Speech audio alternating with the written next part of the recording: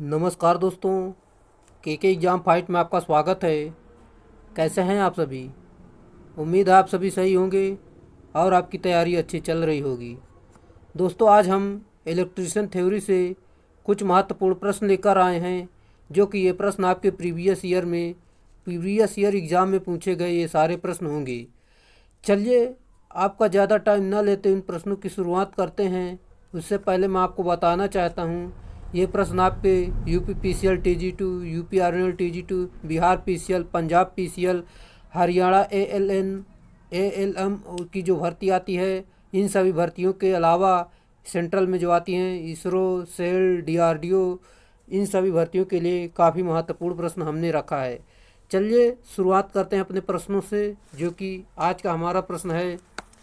क्या प्रभाव होता है यदि एक सेल समांतर संयोजन परिपथ में उत्क्रम ध्रुवता के साथ संयोजित है?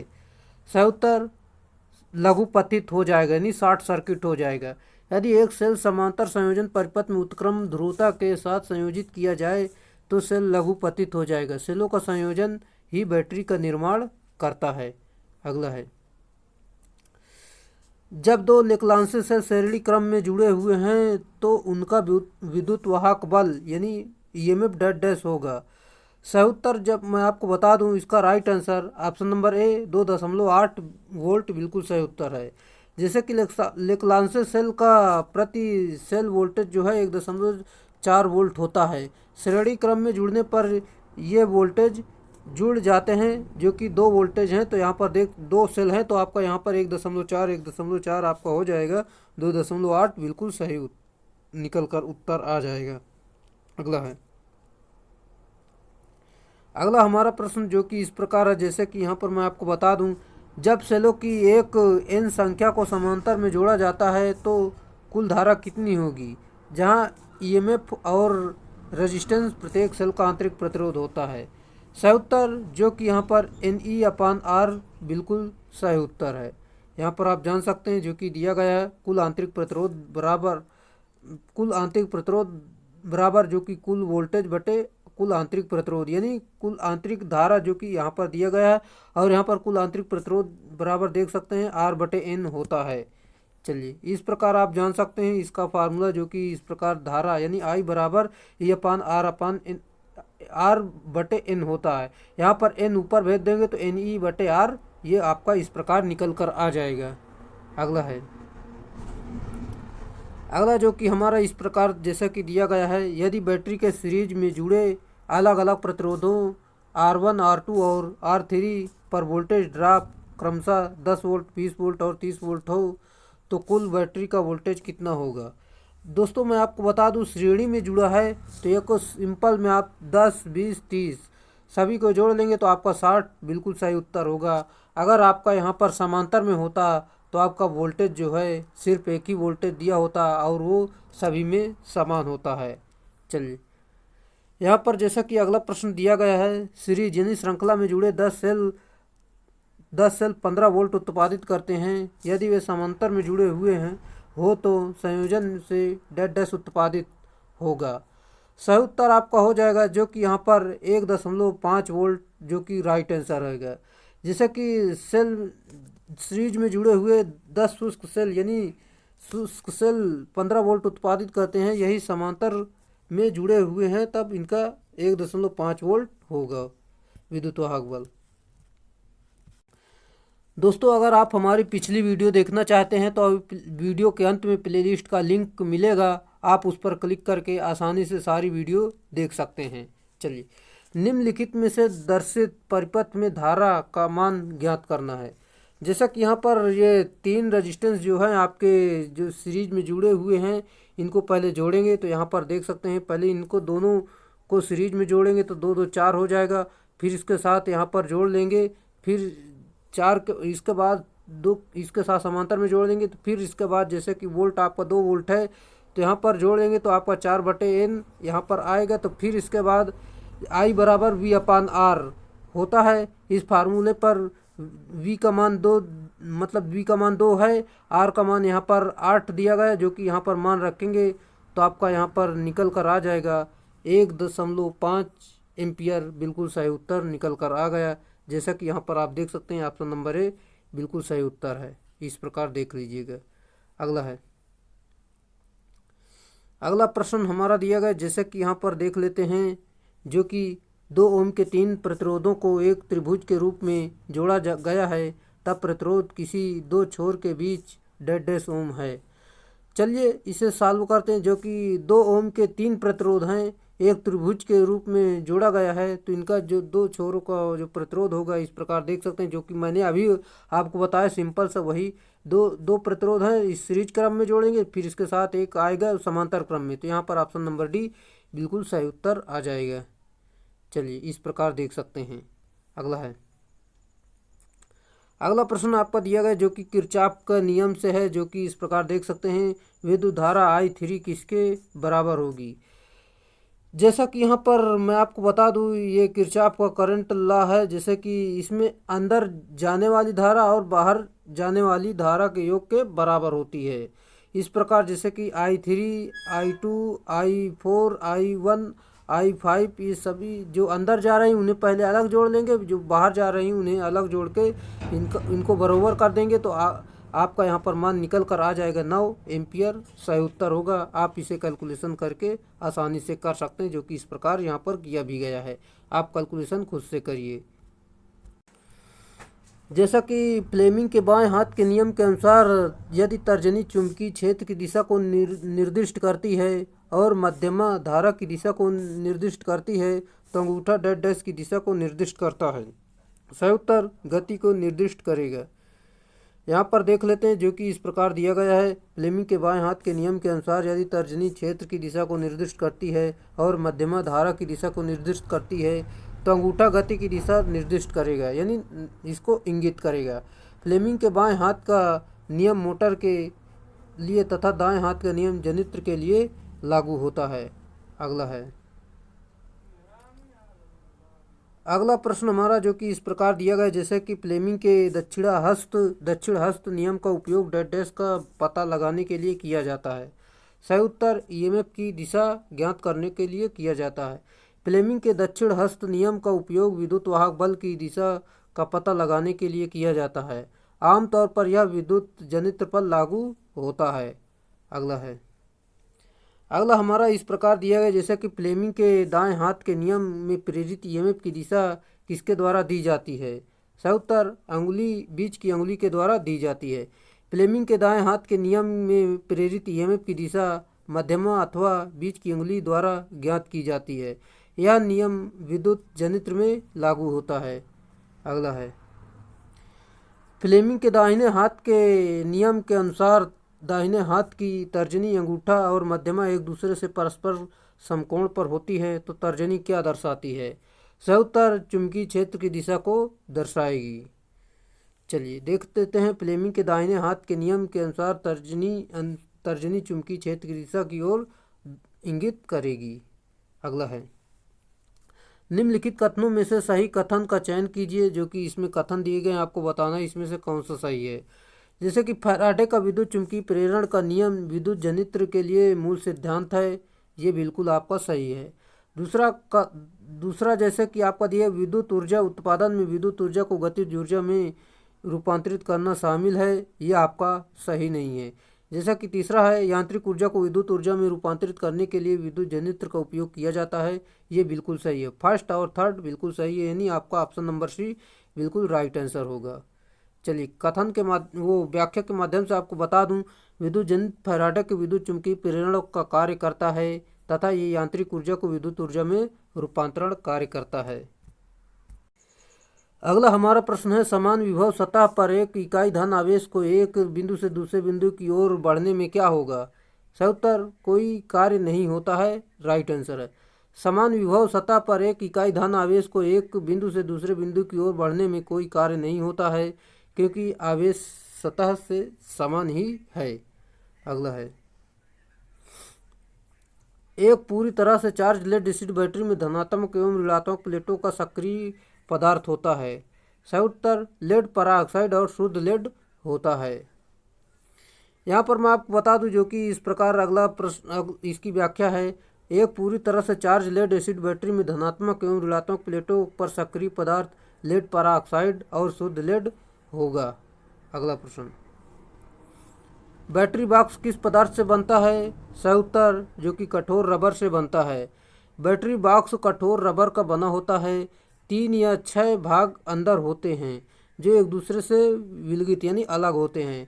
यह वल्कनीकृत रबर या कठोर रबर प्लास्टिक गढ़त कांच सेल्यूलाइड या टाइल का बना होता है। वल्कनीकृत रबर या कठोर रबर गढ़त वाले आधान पात्रों का प्रयोग कार बस ट्रकों आदि में तथा रेलगाड़ियों के लिए उपयोग होने वाली बैटरियों में किया जाता है। अगला है, कार में प्रयोग होने वाली बैटरी की विशेषता है? सही उत्तर कम समय के लिए अधिक धारा की क्षमता, यही इसकी विशेषता होती है। जैसा कि कार में प्रयोग होने वाली बैटरी की विशेषता कम समय के लिए अधिक धारा की क्षमता होती है, यह कम समय में उच्च वोल्टता उत्पन्न करती है। कारों में लेड एसिड बैटरी का प्रयोग होता है। अगला है, निम्न किस अम्ल का उपयोग सीसा संचायक बैटरी में किया जाता है? सही उत्तर सल्फ्यूरिक अम्ल का। यहाँ पर मैं आपको बता दूं जो कि इस प्रकार दिया गया है, जैसे कि तनु सल्फ्यूरिक अम्ल का प्रयोग संचायक बैटरी में होता है और जिसकी विशिष्ट गुरुत्व लगभग 1300 होती है। इसके विशिष्ट गुरुत्व का हमेशा परीक्षण करते रहते हैं। दी गई आकृति को पहचानना, ये किसकी आकृति दी गई है? सही उत्तर ये स्वचालित ट्रांसफार्मर की आकृति दी गई है। जैसे कि स्वचालित ट्रांसफार्मर यानी परिणामित्र का है, जिसकी टेपिंग द्वारा इसके मान को संयोजित किया जाता है। अगला है, अगला आपको बताना ये ये एक स्टार्टर के लिए प्रतीक क्या है? सही उत्तर स्टार्टर का आपके ऑप्शन नंबर बी बिल्कुल सही उत्तर है। स्टार्टर प्रतीक का सही जो विकल्प बी दिया गया जो कि इसका सही उत्तर है। अगला है, नीचे दिए गए चित्र विद्युत धारा परिणामित्र को किससे प्रदर्शित करता है? सही उत्तर जो कि यहाँ पर ये ऑप्शन नंबर बी यानी बी भाग जो है ट्रांसफार्मर को प्रदर्शित करता है, विद करंट ट्रांसफार्मर को। अगला है, अगला हमारा दिया गया जैसे कि प्रतीक दर्शा रहा है, ये कैसा प्रतीक है? सही उत्तर रियोस्टेट स्टार्टर आपका दिया गया है। अगला है, अगला हमारा जो कि इस प्रकार दिया है, जैसा कि दिए गए आरेख में वायरिंग घटक की पहचान करना है। सही उत्तर ये आपका कंडक्टर दिया गया है, बिल्कुल राइट आंसर है। जैसा कि हमारा अगला प्रश्न है, चुंबकीय सुई किस तरफ संकेत करती है? सही उत्तर उत्तर की तरफ। चुंबकीय सुई उत्तर की तरफ संकेत करती है। पृथ्वी का अपना एक अलग चुंबकीय क्षेत्र होता है, यह केंद्र में स्थित होता है और पृथ्वी स्वयं एक दंड चुंबक की भांति कार्य करती है। इसकी दिशा दक्षिण पर उत्तर दक्षिण दिशा में होती है। अगला प्रश्न, अगला प्रश्न हमारा दिया गया, एक ऊर्ध्वाधर तार धारा को ऊपर की ओर वहन करती है। तार के ठीक उत्तर वाले बिंदु पर चुंबकीय क्षेत्र की दिशा होगी। सही उत्तर ठीक पश्चिम की ओर होगी।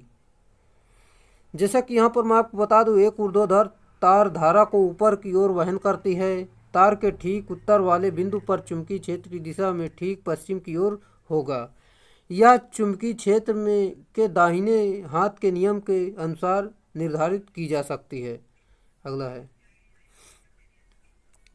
यदि एक स्थान पर चुंबकीय गति 30 डिग्री मतलब 30 डिग्री है और पृथ्वी के चुंबकीय क्षेत्र का क्षैतिज घटक 0.6 गॉस है, तो उस स्थान पर ऊर्ध्व घटक क्या होगा?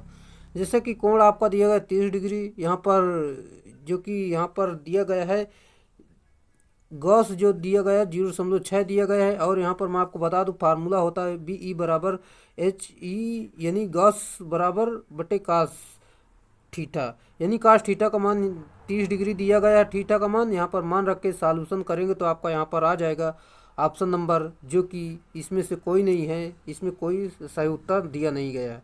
ऑप्शन नंबर डी बिल्कुल सही उत्तर है, इसमें कोई उत्तर नहीं दिया गया। अगला है, तांबे के एक बंद छल्ले को क्षैतिज रूप में रखा गया है और इससे होकर एक क्षण चुंबक लंबवत गुजरता है, तो छल्ले से होकर गुजरते समय चुंबक का त्वरण है। सही उत्तर गुरुत्वजन्य त्वरण से कम होगा, बिल्कुल सही उत्तर है। यहाँ पर मैं आपको बता दूं जो कि इस प्रकार दिया गया, जैसा कि आप देख सकते हैं तांबे के एक बंद छल्ले को क्षैतिज रूप में रखा गया है और इससे होकर एक क्षण चुंबक लंबवत गुजरता है। छल्ले से होकर गुजरते समय चुंबक का त्वरण चुंबकीय गुरुत्व जन्य त्वरण से कम होता है। चूंकि बंद लूप इसलिए त्वरण कम होता है। अन्यथा खुला होने पर चुंबक का त्वरण जी के मान के बराबर रहता है। जैसा कि डेड डैश शक्ति निर्धारित यानी रेटिंग वाले दिष्ट धारा मोटर को नियंत्रित करने के लिए अर्ध तरंग प्रवर्तक का प्रयोग किया जाता है। सही उत्तर आपको बताना है, जो कि 400 वाट से कम तक किया जाता है। और हाफ हाफ वेव परिवर्तक यानी कन्वर्टर का प्रयोग 400 वाट से कम छोटी मोटरों को नियंत्रित करने के लिए प्रयोग किया जाता है। अगला है, इलेक्ट्रिक मोटर के फ्यूज का उद्देश्य डेड डैश की सुरक्षा प्रदान करता है। सही उत्तर ओवरलोड। इलेक्ट्रिक मोटर के फ्यूज का उद्देश्य ओवरलोड से सुरक्षा प्रदान करता है। यह थर्मली प्रेरित फ्यूज युक्ति है। अगला है, डीसी सीरीज के मोटरों के घूर्णन की दिशा बदलने हेतु कौन सी विधि सही नहीं है। सही उत्तर पूर्ति टर्मिनल की ध्रुवणता बदलना, यही आपका सही नहीं है। जबकि आपकी तीनों सही है, जैसे कि श्रेणी क्षेत्र में टर्मिनल को बदलना ये सही है। ब्रश संपर्क की स्थिति को आपस में बदलना ये भी सही है। आर्मेचर के टर्मिनल को बदलना ये आपका सही है। यहाँ पर देख लेते हैं पूरी जानकारी, जो कि इस प्रकार दी गई। डीसी सीरीज मोटर के घूर्णन की दिशा को परिवर्तित करने के लिए पूर्ति यानी सीरीज के टर्मिनलों को बदलना चाहिए या आपको आर्मेचर के टर्मिनलों को परिवर्तित कर देना चाहिए। इससे आपका गति बदल जाएगी यानी दिशा बदल जाएगी। इससे सापेक्ष ध्रुवता परिवर्तित हो जाएगी तथा मशीन पर विपरीत दिशा में बल कार्य करने लगेगा।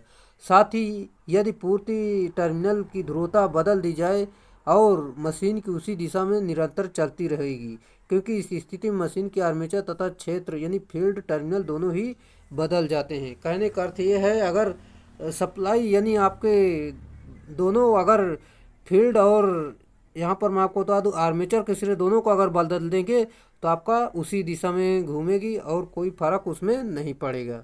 अगला है,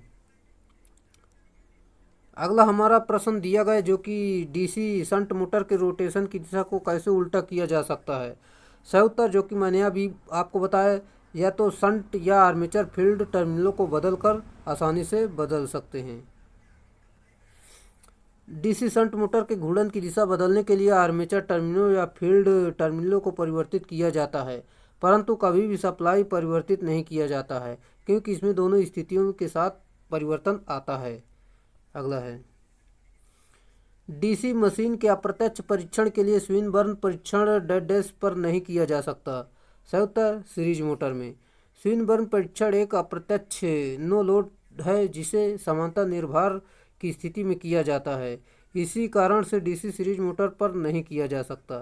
स्विनबर्न परीक्षण को ओपन सर्किट परख भी कहा जाता है। जैसा कि हमारा अगला प्रश्न है, 1 वोल्ट बराबर होता है। सही उत्तर 1 जूल प्रति कूलाम के बराबर होता है। यहाँ पर मैं आपको बता दूं जो कि दिया गया है 1 वोल्ट 1 जूल प्रति कूलाम के बराबर होता है। यदि अनंत से 1 कूलाम आवेश को लाने में किया गया कार्य 1 जूल हो तो बिंदु पर विभव का मान 1 वोल्ट कहलाता है। जैसे कि वोल्ट बराबर V बराबर W अपान क्यू होता है। W जूल यानी कार्य को जूल से, और क्यू का मतलब कूलाम यानी आवेश का मात्रक होता है कूलाम। चलिए अगला है,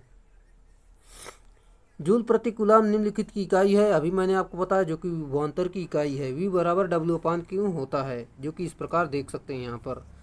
अगला है, अगला जैसा कि हमारा इस प्रकार प्रश्न दिया गया है जो कि देख सकते हैं, आपको यहाँ पर बताना है इसमें से कौन सा सही है। आपको सुमेलित करना है इसमें से कौन सा सही है। जैसे कि ओम का नियम, ओम का नियम यहाँ पर आपको बताना है, जो कि ओम का नियम जो है आपका 2 नंबर ओम का नियम V बराबर IR होता है। यहाँ पर आइंस्टीन का नियम आपको बताना, आइंस्टीन का नियम क्या है। आइंस्टीन का नियम आपका E बराबर MC स्क्वायर होता है। न्यूटन का नियम जो कि बल बराबर F बराबर ma, यानी यहाँ पर देख सकते हैं ओम का नियम 2 से मिलाएंगे और न्यूटन का नियम 1 से मिलाएंगे, और आइंस्टीन का नियम यहाँ पर E बराबर MC स्क्वायर दिया गया है। यहाँ पर आंसर देखेंगे अपना ओम का नियम जो कि दूसरे नंबर पर, एक का दूसरा जो कि इसमें दोनों में दिया गया है, और दूसरा का जो पहला यानी आपका ऑप्शन नंबर C बिल्कुल सही उत्तर हो जाएगा, जो कि इस प्रकार जान सकते हैं। चलिए, जैसा कि एक चुंबकीय परिपथ में चुंबकीय पदार्थ द्वारा लिए गए कुल आयतन और कोर के कुल आयतन के अनुपात को डैश डैश को कहा जाता है। सही उत्तर चित्ती गुणक कहते हैं।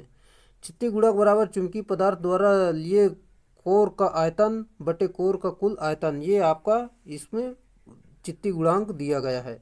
अगला है, एक ट्रांसफार्मर में इनपुट धारा जो है और आउटपुट धारा करंट और इनपुट वोल्टेज और आउटपुट वोल्टेज के बीच का संबंध आपको बताना है। जैसा कि ऑप्शन नंबर ए बिल्कुल सही है, जो कि वोल्टेज और धारा बटे वोल्टेज वी बी इंटू आई बी, ये आपका सही है। चलिए अगला प्रश्न, एक 500 किलो वोल्ट एम्पियर परिणामित है। इन ट्रांसफार्मर में 2% प्रतिघात है तो 2000 किलो वोल्ट एम्पियर पर इसका प्रतिघात कितना होगा। सही उत्तर जैसे कि यहाँ पर हम आपको बताते हैं, जो कि इस प्रकार दिया गया है, अर्थात S2/S1 बराबर X2/X1। यहाँ पर मान रखेंगे जो कि यहाँ पर 2000 दिए गए, X2 को मान यहाँ पर 2000 रखेंगे और यहाँ पर और S1 का मान यहाँ पर 500 किलो वोल्ट एम्पियर दिए गए, यहाँ पर रखेंगे मान। यहाँ पर X1 का मान 2% है, मान रख के सॉल्यूशन करेंगे तो आपका यहाँ पर 8 बिल्कुल सही उत्तर होगा। अगला है दोस्तों, कैलकुलेशन आप खुद से कर सकते हैं। चलिए हम अगला प्रश्न देखते हैं। ट्रांसफार्मर पर OLTC का कार्य क्या होता है। पहले तो OLTC का पूरा नाम आप जानिए, ऑन लोड टैप चार्जर होता है। इसका कार्य होता है change turns ratio on load, बिल्कुल सही उत्तर है। देखते हैं यहाँ पर OLTC on load tap charger, on load tap charger को ऑन सर्किट टैप चेंजर के नाम से भी जाना जाता है। यह ऑन लोड पर टर्न्स रेशियो को चेंज करता है। अगला है, भूसंपर्कित यानी आपका ट्रांसफार्मर का प्रयोग कब किया जाता है। सही उत्तर जब न्यूट्रल उपलब्ध नहीं होता है। भूसंपर्कित यानी अर्थिंग परिणामित्र का प्रयोग तब किया जाता है जब न्यूट्रल उपलब्ध नहीं होता है। अर्थिंग का अर्थ निम्न प्रतिरोधी मान को द्विधात्विक जुड़ाव जहां अतिधारा प्रति स्थापित किया जा सके। जैसा कि हमारा अगला प्रश्न दिया गया, 1000 वाट वाले तापक को 5 घंटे प्रयोग किया गया है तो 1.50 रुपये प्रति यूनिट की दर से ऊर्जा का मूल्य होगा। चलिए इसे देखते हैं, जो कि P बराबर आपका 1000 दिए गए और टाइम आपका 5 घंटे दिए गए। यहाँ पर आपका जो पैसा है तो आपका दिया गया है 1.5 रुपये। यहाँ पर फार्मूला होता है जो कि यहाँ पर देख सकते हैं, किलोवाट घंटे इंटू दिन बटे 1000 से भाग दे देंगे तो आपका यहाँ पर सही उत्तर निकल कर आ जाएगा, जो कि यहाँ पर मैं आपको बता देता हूँ। जैसा कि देख सकते हैं यहाँ पर 1000 गुणे 5 यानी 5 घंटे में भाग करें तो यहाँ पर 5 किलोवाट होगा। तो यहाँ पर 1000 से बटे 1000 जो होता है ये कट जाता है तो आप यहाँ पर 5 यूनिट आएगा। 5 यूनिट का आप यहाँ पर देख सकते हैं गुणा करेंगे, किस में करेंगे, जो कि 1.5 रुपये में, मतलब 5 का 1.5 रुपये में गुणा करेंगे तो 7.5 रुपये बिल्कुल सही उत्तर होगा, जो कि option number D right answer है। अगला है,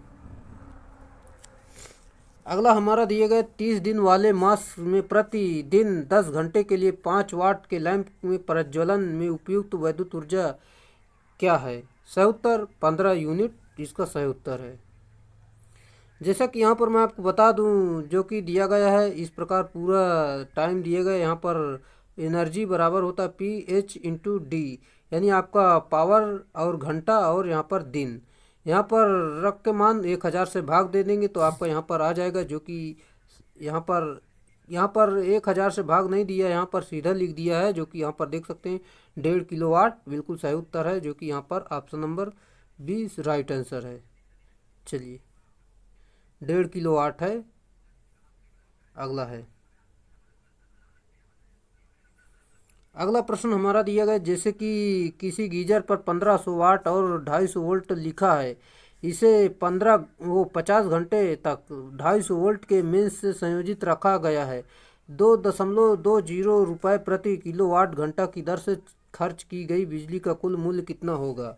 सिंपल सा वही फार्मूले पर मान रखेंगे, सॉल्व करेंगे तो आपका यहाँ पर जैसे कि option number A 165 right answer आ जाएगा, जो कि इस प्रकार देख सकते हैं, आप आसानी से निकाल सकते हैं कि वो जैसे कि वाट इंटू घंटा इंटू दिन बटे 1000 से भाग दे देते हैं तो आपका यहाँ पर 75 आएगा, फिर जितना मूल्य होता है उससे गुणा कर देते हैं, आपका 165 सही उत्तर आ गया। यहाँ पर हम देख लेते हैं एसी नो वोल्ट वोल्टता नहीं, कुंडली के आर्मेचर में लगातार ची ची की आवाज़ डैश डैश को इंगित करती है। सही उत्तर शेडेड रिंग में खुला परिपथ। एसी को नो वोल्ट वोल्टता नहीं, कुंडली के आर्मेचर में लगातार ची ची की आवाज़ शेडेड रिंग में खुला परिपथ को इंगित करता है। यह हमेशा कॉइल फील्ड के सीरीज में जुड़ती है। यह मोटर को चलाए रखने के लिए हैंडल को पकड़ कर रखती है। अगला है, एक शेडेड पोल मोटर में शेडिंग कॉइल का क्या प्रयोजन है? सही उत्तर आवृत्ति चुंबकीय फील्ड उत्पन्न करना, ये इसका प्रयोजन होता है। यहाँ पर मैं बता दूँ आपको, शेडेड पोल में शेडिंग कुंडलियों या वह कुंडलियाँ होती हैं जो पोल के चारों ओर शॉर्ट सर्किट करने वाली कॉइल लगाई होती हैं। इनके द्वारा घूर्णी चुंबकीय क्षेत्र उत्पन्न किया जाता है। अगला है, उस मोटर का नाम बताइए जिसके रोटेशन की दिशा आसानी से बदली जा सकती है। सही उत्तर शेडेड पोल मोटर की जो है रोटेशन की दिशा आसानी से बदली जा सकती है। चलिए, shaded pole type induction motor की दिशा आसानी से नहीं बदली जा सकती है शेडेड पोल मोटर की, जबकि सिंक्रोनस मोटर की बदल सकते हैं, 3 फेज इंडक्शन मोटर की बदल सकते हैं, डीसी मोटर की, यूनिवर्सल मोटर की, सभी की बदल सकते हैं, जबकि शेडेड पोल मोटर की नहीं बदल सकते हैं, क्योंकि पोल की दिशा में शेडेड पोल बने होते हैं, उसी दिशा में घूर्णन होता है।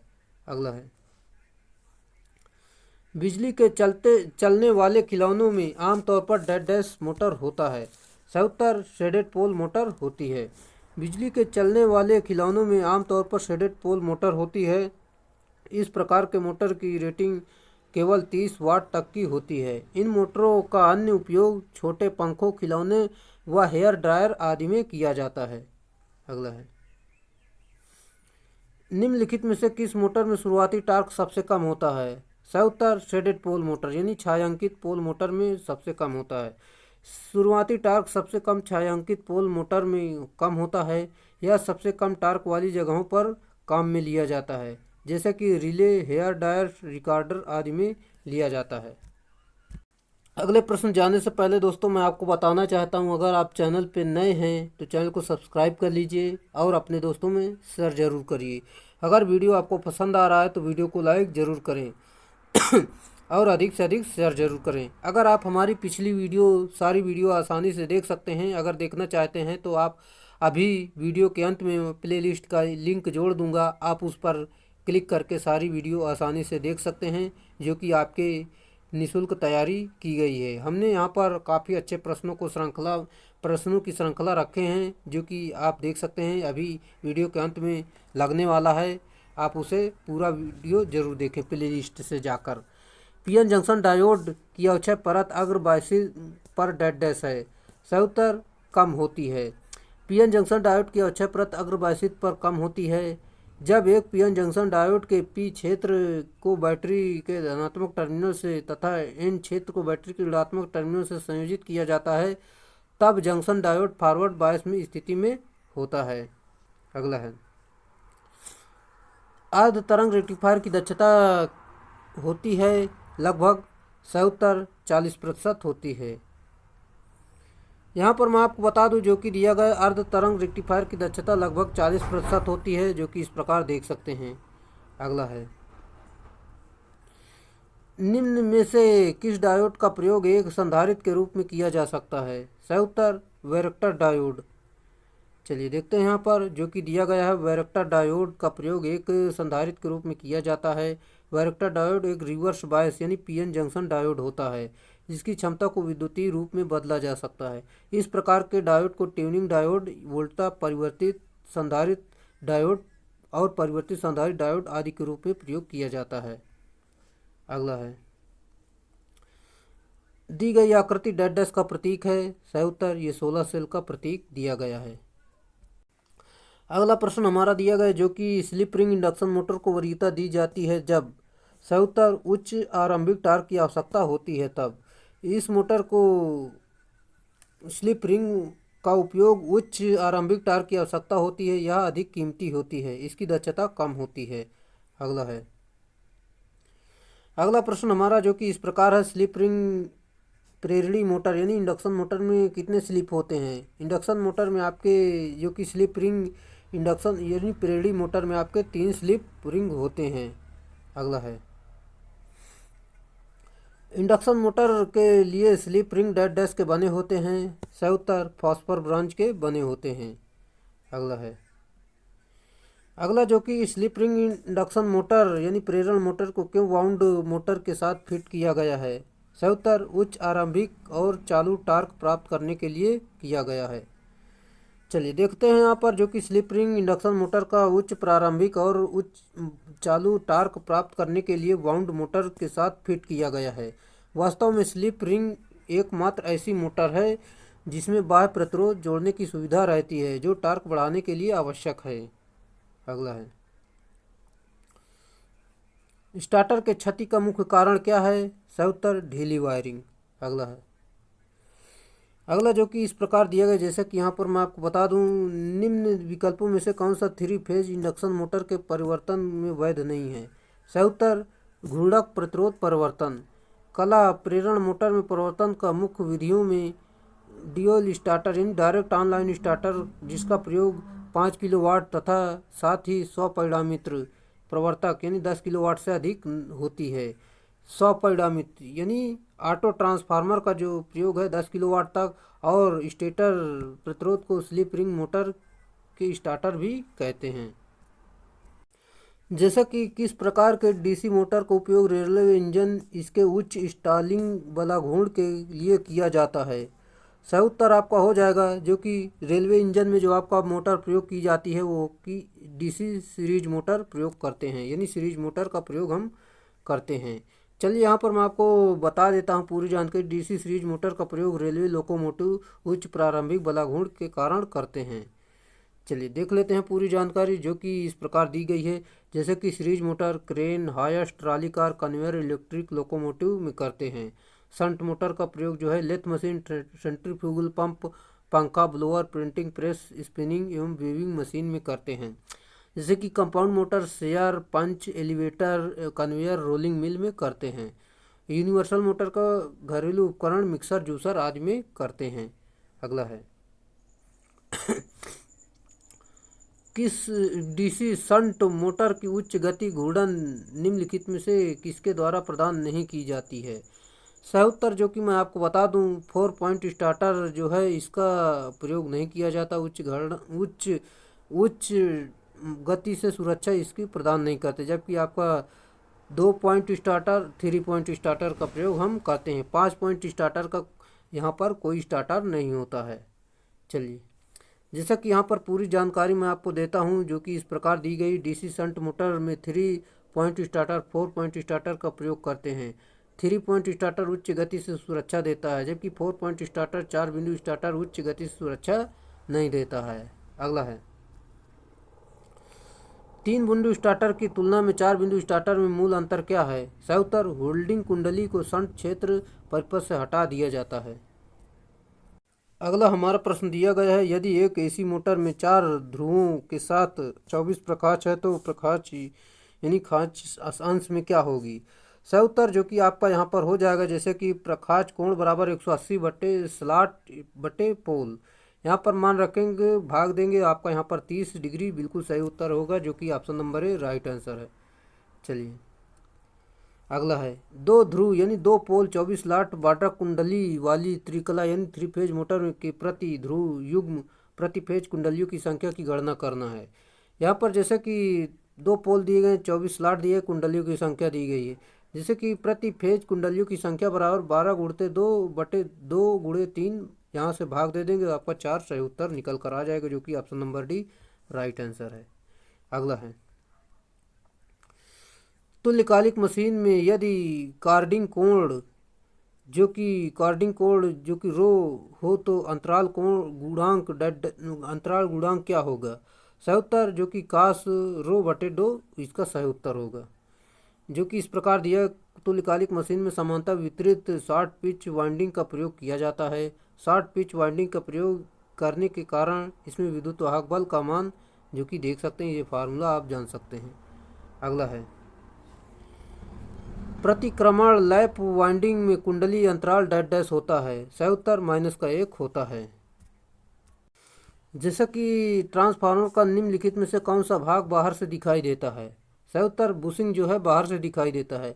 ट्रांसफार्मर बुशिंग बाहर से दिखाई देता है तथा क्रोड और ट्रांसफार्मर वाइंडिंग अंतराल भाग होते हैं।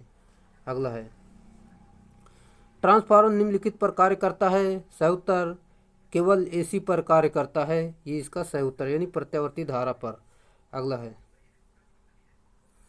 अगला हमारा जो कि इस प्रकार दिए गए, जैसे कि यहाँ पर आप जान सकते हैं, आदर्श ट्रांसफार्मर की दक्षता निम्नलिखित से अधिक होनी चाहिए। सही उत्तर 98% लगभग होनी चाहिए, इससे अधिक ही होनी चाहिए। अगला है, आदर्श ट्रांसफार्मर की जो है दक्षता पूरी 100% होती है। ट्रांसफार्मर के अच्छे शीतलन द्रव के लिए निम्नलिखित में से कौन सा गुण आवश्यक नहीं है। जैसे कि यहाँ पर मैं आपको बता दूँ, जैसे कि यहाँ पर आपका हवा में रखने पर सफलतापूर्वक आर्द्रता अवशोषण यही आपका नहीं है, जबकि निम्न श्यानता, बेहतर ऊष्मा चालकता और अधिक इंसुलेशन प्रतिरोध ये सारे गुण होते हैं।